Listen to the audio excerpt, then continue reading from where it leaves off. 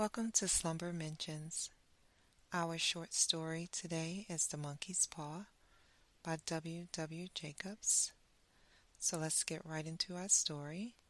Take a seat or lie down, whichever is comfortable, and let's get started. Part 1. Outside, the night was cold and wet, but in a small living room the curtains were closed and the fire burned brightly. Father and son were playing chess. The father, whose ideas about the game involved some very unusual moves, putting his king into such sharp and unnecessary danger that it even brought comment from the white-haired old lady knitting quietly by the fire. "Listen to the wind," said Mr. White, who, having seen a mistake that could cost him the game after it was too late, was trying to stop his son from seeing it. "I'm listening," said the son, seriously studying the board as he stretched out his hands. "Check." "I should hardly think that he'll come tonight," said his father, with his hand held in the air over the board. "Mate," replied the son. "That's the worst of living so far out," cried Mr. White, with sudden and unexpected violence. "Of all the awful, out-of-the-way places to live in, this is the worst. Can't walk on a footpath without getting stuck in the mud. And the road's a river. I don't know what the people are thinking about. I suppose they think it doesn't matter because only 2 houses in the road have people in them." "Never mind, dear," said his wife calmly. "Perhaps you'll win the next one." Mr. White looked up sharply, just in time to see a knowing look between mother and son. The words died away on his lips, and he hid a guilty smile in his thin gray beard. "There he is," said Herbert, white as the gate bangs shut loudly, and heavy footsteps came toward the door. The old man rose quickly and opening the door, was heard telling the new arrival how sorry he was for his recent loss. The new arrival talked about his sadness so that Mrs. White said, "Tut, tut," and coughed gently as her husband entered the room, followed by a tall, heavy-built, strong-looking man whose skin had the healthy reddish color associated with outdoor life and whose eyes showed that he could be a dangerous enemy. "Sergeant Major Morris," he said, introducing him to his wife and his son, Herbert. The sergeant major shook hands and, taking the offered seat by the fire, watched with satisfaction as Mr. White got out whiskey and glasses. After the 3rd glass, his eyes got brighter and he began to talk. The little family circle listened with growing interest to this visitor from distant parts, as he squared his broad shoulders in the chair and spoke of wild scenes and brave acts of wars and strange peoples. 21 years of it," said Mr. White, looking at his wife and son. "When he went away he was a thin young man. Now look at him." "He doesn't look to have taken much harm," said Mrs. White politely. "I'll like to go to India myself," said the old man. "Just to look around a bit, you know." "Better where you are," said the sergeant major, shaking his head. He put down the empty glass and, sighing softly, shook it again. "I should like to see those old temples and fakirs and the street entertainers," said the old man. "What was that you started telling me the other day about a monkey's paw or something, Morris?" "Nothing," said the soldier quickly. "At least nothing worth hearing." "Monkey's paw?" said Mrs. White curiously. "Well, it's just a bit of what you might call magic, perhaps. said the sergeant major without first stopping to think. His three listeners leaned forward excitedly. Deep in thought, the visitor put his empty glass to his lips and then set it down again. Mr. White filled it for him again. To look at it, said Sergeant Major, feeling about in his pocket, it's just an ordinary little paw, dried to a mummy. He took something out of his pocket and held it out for them. Mrs. White drew back with a look of disgust, but her son, taking it, examined it curiously. "And what is there special about it?" asked Mr. White, as he took it from his son, and having examined it, placed it upon the table. "It had a spell put on it by an old fakir," said the sergeant major, "a very holy man. He wanted to show that fate ruled people's lives, and that those who tried to change it would be sorry. He put a spell on it so that 3 different men could have 3 wishes from it." The way he told the story showed that he truly believed it, and his listeners became aware that their light laughter was out of place and had hurt him a little. "Well, why don't you have 3, sir?" said Herbert cleverly. The soldier looked at him the way that the middle-aged usually look at disrespectful youth. "I have," he said quietly, and his face whitened. "And did you really have the 3 wishes granted?" asked Mrs. White. "I did," said the sergeant major, and his glass tapped against his strong teeth. "And has anybody else wished?" continued the old lady. "The first man had his 3 wishes, yes," was the reply. "I don't know what the first 2 were, but the 3rd was for death. That's how I got the paw." His voice was so serious that the group fell quiet. "If you've had your 3 wishes, it's no good to you now then, Morris," said the old man at last. "What do you keep it for?" The soldier shook his head. "Fancy, I suppose," he said slowly. "I did have some idea of selling it, but I don't think I will. It has caused me enough trouble already. Besides, people won't buy. They think it's just a story, some of them, and those who do think anything of it want to try it first and then pay me afterward." "If you could have another 3 wishes," said the old man, watching him carefully, "would you have them?" "I don't know," said the other. "I don't know." He took the paw and, holding it between his front finger and thumb, suddenly threw it upon the fire. Mr. White, with a slight cry, quickly bent down and took it off. "Better let it burn," said the soldier sadly, but in a way that let them know he believed it to be true. "If you don't want it, Morris," said the other, "give it to me." "I won't," said his friend with stubborn determination. "I threw it on a fire. If you keep it, don't hold me responsible for what happens. Throw it on the fire like a sensible man." The other shook his head and examined his possession closely. "How do you do it?" he asked. "Hold it up in your right hand and state your wish out loud so that you can be heard," said the sergeant major. "But I warn you of what might happen."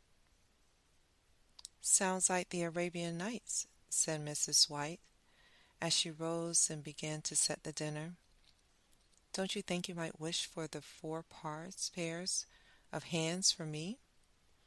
Her husband drew the talisman from his pocket, and all 3 laughed loudly as the sergeant major, with a look of alarm on his face, caught him by the arm. "If you must wish," he demanded, "wish for something sensible." Mr. White dropped it back in his pocket, and placing chairs motioned his friend to the table. In the business of dinner, the talisman was partly forgotten, and afterwards the three sat fascinated as listened to more of the soldier's adventures in India. If the tale about the monkey's paw is not more truthful than those he has been telling us, said Herbert, as the door closed behind their guests, just in time to catch the last train, we shan't make much out of it. Did you give anything for it, father? Asked Mrs. White, watching her husband closely. A little, said he, coloring slightly. He didn't want it, but I made him take it, and he pressured me again to throw it away. Not likely, said Herbert, with pretended horror. Why were you going to be rich and famous and happy? Smiling, he said, Wish to be a king, father, to begin with, then mother can't complain all the time. He ran quickly around the table, chased by the laughing Mrs. White, armed with a piece of cloth. Mr. White took the paw from his pocket and eyed it doubtfully. I don't know what to wish for, and that's a fact, he said slowly. It seems to me I've got all I want. If you only paid off the house, you'd be quite happy, wouldn't you? Said Herbert, with his hand on his shoulder. Well, wish for £200 then. That'll just do. His father, smiling with an embarrassed look for his foolishness in believing the soldier's story, held up the talisman. Herbert, with a serious face, spoiled only by a quick smile to his mother, sat down at the piano and struck a few grand chords. I wish for £200, said the old man clearly. A fine crash from the piano greeted his words, broken by a frightened cry from the old man. His wife and son ran toward him. It moved, he cried, with a look of horror at the object as it lay on the ground. As I wished, it twisted in my hand like a snake. Well, I don't see the money, said his son, as he picked it up and placed it on the table, and I bet I never shall. It must have been your imagination, father, said his wife, regarding him worriedly. He shook his head. Never mind, though there's no harm done, but it gave me a shock all the same. They sat down by the fire again, while the two men finished their pipes. Outside, the wind was higher than ever, and the old man jumped nervously at the sound of a door banging upstairs. An unusual and depressing silence settled on all three, which lasted until the old couple got up to go to bed. I expect you'll find the cash tied up in a big bag in the middle of your bed, said Herbert, as he wished him good night, and something horrible sitting on top of your wardrobe watching you as you pocket your ill-gotten money.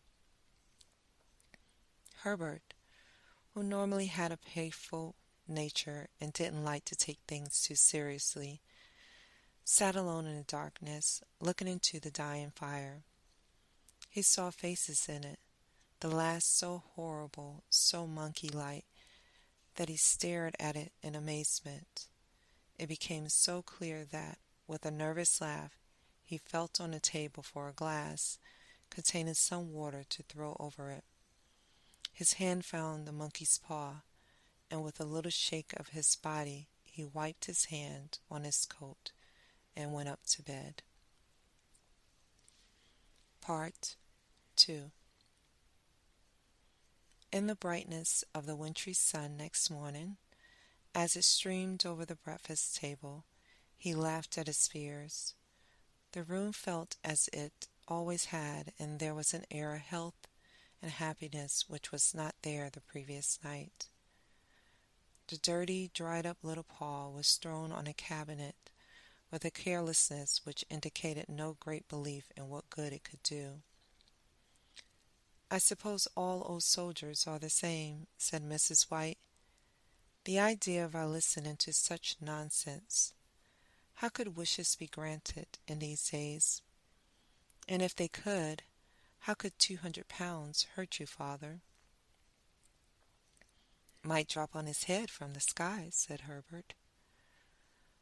"Morris said the things happened so naturally," said his father, "that you might, if you so wished, not see the relationship." "Well, don't break into the money before I come back," said Herbert, as he rose from the table to go to work. "I'm afraid it'll turn you into a mean, greedy old man, and we shall have to tell everyone that we don't know you." His mother laughed and followed him to the door, watched him go down the road, and returning to the breakfast table, she felt very happy at the expense of her husband's readiness to believe such stories, all of which did not prevent her from hurrying to the door at the postman's knock, nor when she found that the post brought only a bill, talking about how sergeant majors can develop bad drinking habits after they leave the army. "Herbert will have some more of his funny remarks, I expect, when he comes home," she said as they sat at dinner. "I know," said Mr. White, pouring himself out some beer. "For all that, the thing moved in my hand. That I'll swear to." "You thought it did," said the old lady, trying to calm him. "I say it did," replied the other. "There was no thought about it. I had just. What's the matter?" His wife made no reply. She was watching the mysterious movements of a man outside who, looking in an undecided fashion at the house, appeared to be trying to make up his mind to enter. In mental connection with the £200, she noticed that the stranger was well dressed and wore a silk hat of shiny newness. 3 times he stopped briefly at the gate, and then walked on again. The 4th time he stood with his hand upon it, and then with sudden firmness of mind pushed it open and walked up the path. Mrs. White, at the same moment, placed her hands behind her, hurriedly untied the strings of her apron, and put it under the cushion of her chair. She brought the stranger, who seemed a little uncomfortable, into the room. He looked at her in a way that said there was something about his purpose that he wanted to keep secret, and seemed to be thinking of something else as the old lady said she was sorry for the appearance of the room and her husband's coat, which he usually wore in the garden. She then waited as patiently as her sex would permit for him to state his business, but he was first strangely silent. "I was asked to call," he said at last, and bent down and picked a piece of cotton from his trousers. "I come from Ma and Megan's." The old lady jumped suddenly, as in alarm. "Is anything the matter?" she asked breathlessly. "Has anything happened to Herbert? What is it? What is it?" Her husband spoke before he could answer. There, mother," he said hurriedly. "Sit down and don't jump to a conclusion. You've not brought bad news, I'm sure, sir," and eyed the other, expecting that it was bad news, but hoping he was wrong. "I'm sorry," began the visitor. "Is he hurt?" demanded the mother wildly. The visitor lowered and raised his head once in agreement. "Badly hurt," he said quietly, "but he is not in any pain." "Oh, thank God," said the old woman, pressing her hands together tightly. "Thank God for that. She broke off as the tragic meaning of the part about him not being in pain anymore came to her. The man had turned his head slightly, so as not to look directly at her, but she saw the awful truth in his face.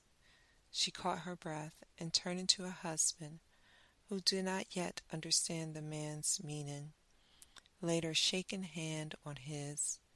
There was a long silence. "He was caught in a machinery," said the visitor at length in a low voice. "Caught in a machinery?" repeated Mr. White, too shocked to think clearly. "Yes."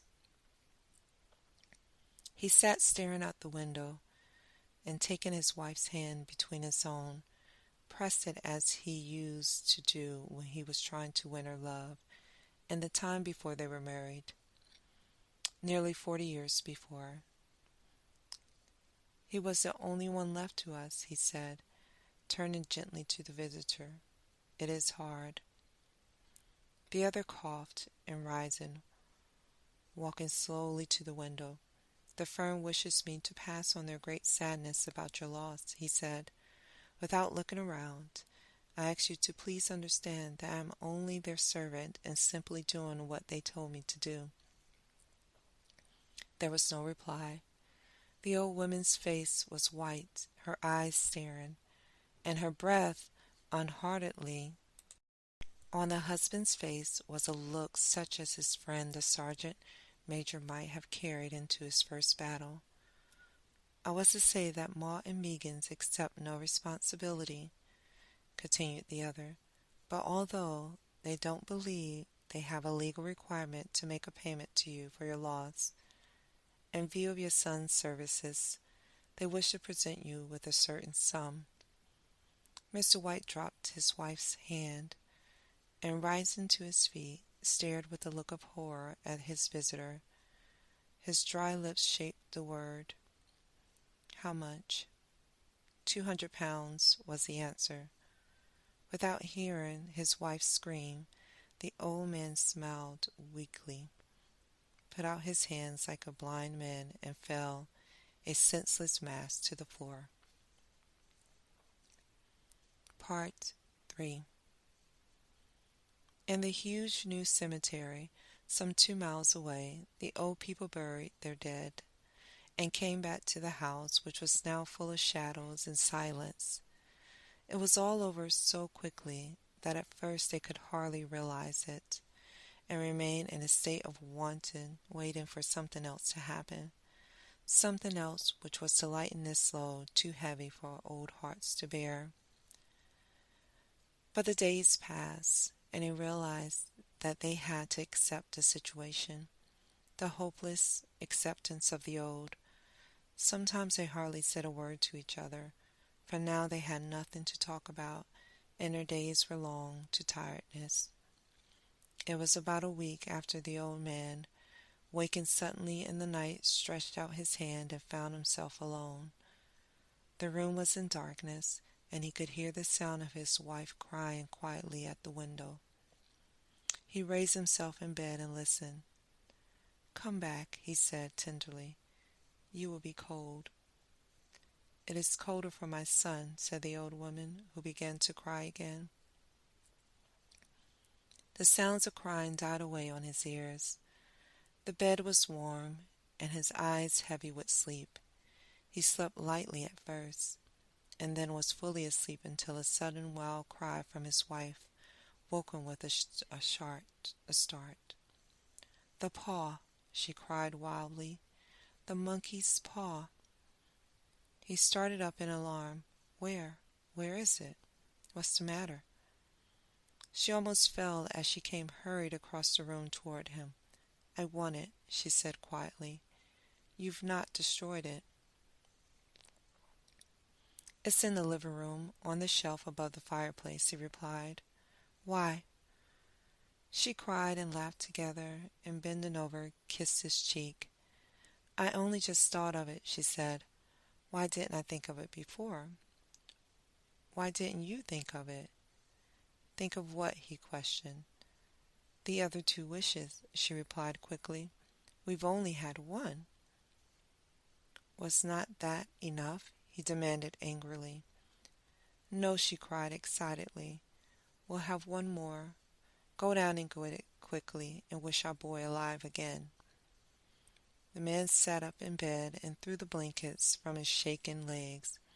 "Good God, you are mad!" he cried, struck with horror. "Get it," she said, breathing quickly. "Get it quickly and wish. Oh, my boy, my boy." Her husband struck a match and lit the candle. "Get back to bed," he said, his voice shaking. "You don't know what you're saying." "We had the first wish granted," said the old woman desperately. "Why not the second?" "A coincidence?" said the old man. "Go get it and wish," cried his wife, shaken with excitement. The old man turned and looked at her, and his voice shook. "He has been dead 10 days, and besides, he would— I would not tell you before, but I could only recognize him by his clothing. If he was too terrible for you to see then, how now?" "Bring him back," cried the old woman, and pulled him towards the door. "Do you think I fear the child I have nursed?" He went down in the darkness and felt his way to the living room, and then to the fireplace. The talisman was in its place on a shelf, and then a horrible fear came over him that the unspoken wish might bring the broken body of his son before him, before he could escape from the room. He caught his breath as he found that he had lost the direction of the door. His forehead cold with sweat, he felt his way around the table and along the walls until he found himself at the bottom of the stairs with the evil thing in his hand. Even his wife's face seemed to change as he entered the room. It was white and expectant, and to his fears seemed to have an unnatural look upon it. He was afraid of her. "Wish," she cried in a strong voice. "It is foolish and wicked," he said weakly. "Wish," repeated his wife. He raised his hands. "I wish my son alive again." The talisman fell to the floor, and he looked at it fearfully. Then he sank into a chair, and the old woman with burning eyes walked to the window and opened the curtains. He sat until he could no longer bear the cold, looking up from time to time at the figure of his wife staring through the window. The candle, which had almost burned to the bottom, was throwing moving shadows around the room. When the candle finally went out, the old man, with an unspeakable sense of relief at the failure of the talisman, went slowly back to his bed, and a minute afterwards the old woman came silently and lay without movement beside him. Neither spoke, but lay silently listening to the ticking of the clock. They heard nothing else other than the normal night sounds. The darkness was depressing, and after lying for some time building up his courage, the husband took the box of matches, and lighting one, went downstairs for another candle. At the foot of the stairs, the match went out. He stopped to light another, and at the same moment a knock sounded on the front door. It was so quiet that it could only be heard downstairs, as if the one knocking wanted to keep their coming a secret. The matches fell from his hand. He stood motionless, not even breathing, until the knock was repeated. Then he turned and ran quickly back to his room and closed the door behind him. A third knock sounded through the house. "What's that?" cried the old woman, sitting up quickly. "A rat," said the old man shakenly. "A rat. It passed me on the stairs." His wife sat up in the bed listening. A loud knock echoed through the house. "It's Herbert," she screamed. "It's Herbert." She ran to the door, but her husband was there before her, and catching her by the arm, held her tightly. "What are you going to do?" he asked in a low, scared voice. "It's my boy. It's Herbert," she cried strugglingly, automatically. "I forgot it was 2 miles away." What are you holding me for? Let go. I must open the door. For God's sake, don't let it in, cried the old man, shaken with fear. You're afraid of your own son? She cried, struggling. Let me go. I'm coming, Herbert, I'm coming. There was another knock and another. The old woman with a sudden pull broke free and ran from the room. Her husband followed to the top of the stairs and called after her as she hurried down. He heard the chain pull back and the bottom lock open. The old woman's voice desperate and breathing heavily. The top lock, she cried loudly. Come down, I can't reach it. But her husband was on his hands and knees, feeling around wildly, on the floor in search of the paw. If only he could find it before the thing outside got in. The knocks came very quickly now, echoing through the house, and he heard the noise of his wife moving a chair and putting it down against the floor. He heard the movement of the lock as she began to open it, and at the same moment he found the monkey's paw and frantically breathed his third and last wish. The knocking stopped suddenly. Although the echoes of it were still in the house, he heard the chair pulled back, and the door opened. A cold wind blew up the staircase, and a long, loud cry of disappointment and pain from his wife gave him the courage to run downstairs to her side, and then to the gate. The street light opposite shone on a quiet and deserted road. The end.